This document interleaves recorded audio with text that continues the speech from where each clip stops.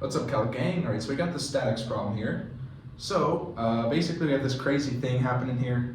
Don't really have to read all the questions to know what's going on. We're trying to find the mass of the shape.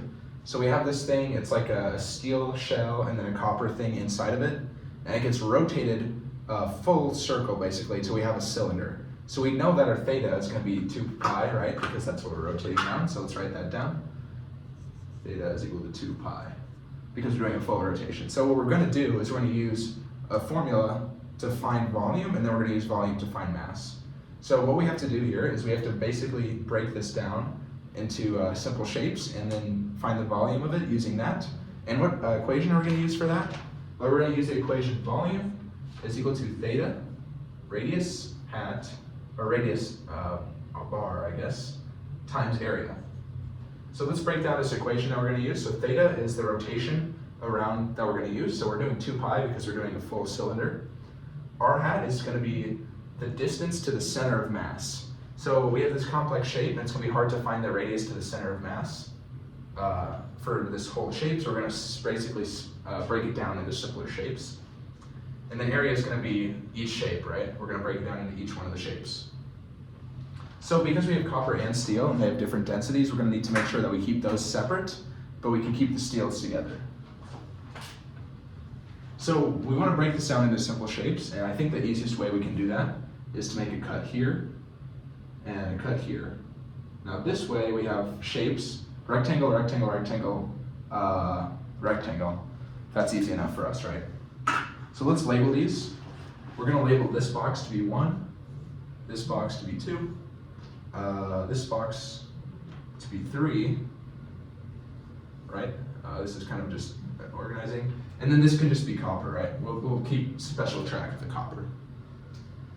So we want to start, let's go ahead and find the volume of the copper first. So we're rotating around the x-axis in our drawing here. So that means that we're finding radius, which is r bar. We're trying to find the distance from the center of mass to the radius here that we're taking it about. So it's going to be the distance from the center of mass to here. So the center of mass of a rectangle is going to be right at the center, right?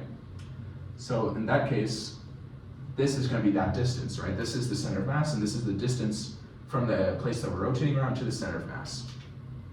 So if we want to find that number, it's going to be 30 plus half of 50, so it's going to be 55, right? 55 millimeters. Nice, so then let's go ahead and use our equation. So we're finding volume, because volume is going to help us find mass. So volume is equal to theta, so theta is 2 pi, like we said, because we're doing a full cylinder.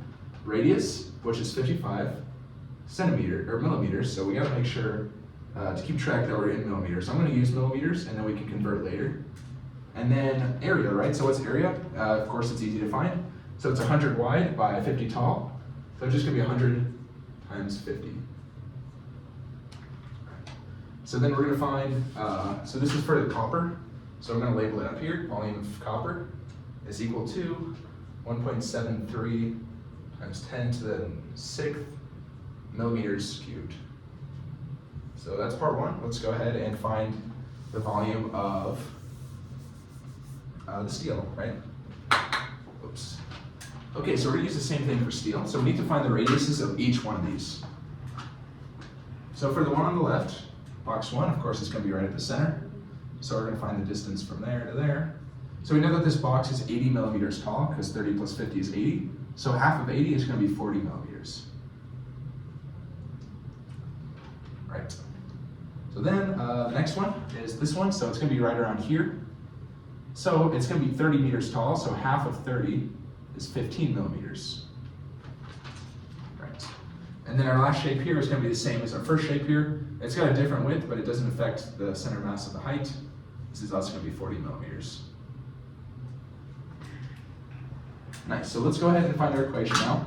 So when we have multiple boxes, what we can actually do with this equation is volume is equal to theta times the sum of the r times areas. So because we have 3 and they're all steel, we can combine them all together to find the volume of all of the steel. So that's what we're going to do.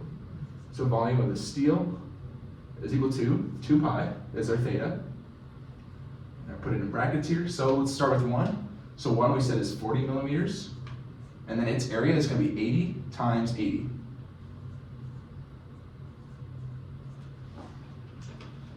Nice. And then then we're going to add that to our next one. So our next one is this box 2.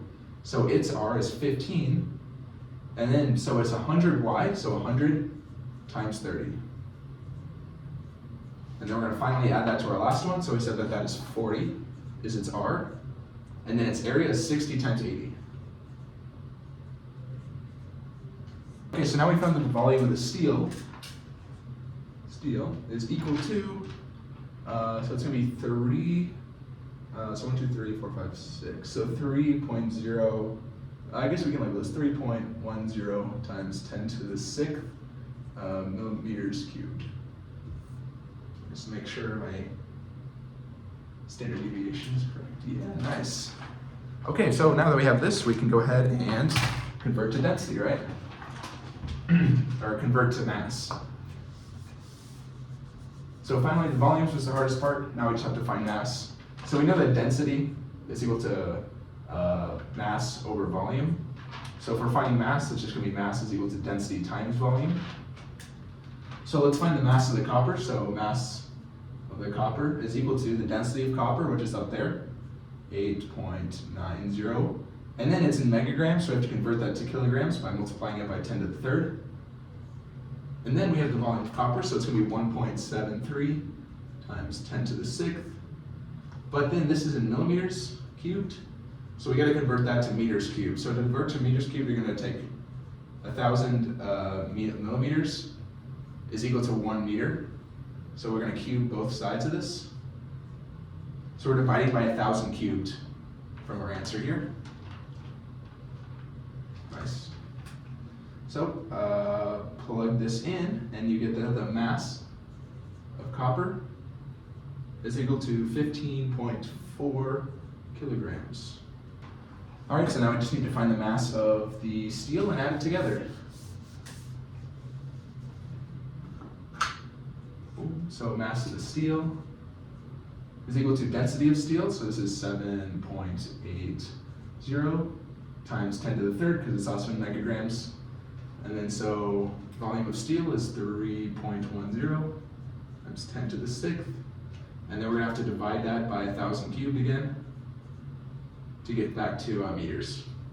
And you're going to find that the mass of steel is 24.2 kilograms. All right. So then if we're finding that, we're just going to add these two masses together. So mass is equal to this plus this, which is equal to 39.5 kilograms, which is our final answer, 39.5 kilograms. So there you go, that's how you solve this problem. Not too tricky, just gotta make sure that you get your units right and you get your drawing right. This drawing is a little complicated, but if you just make it nice and big and you draw every little arrow, then it gets pretty simple. So yeah, if you have any questions on your statics homework, feel free to ask below. Check out my playlist, and I'll see you in the next one. Peace.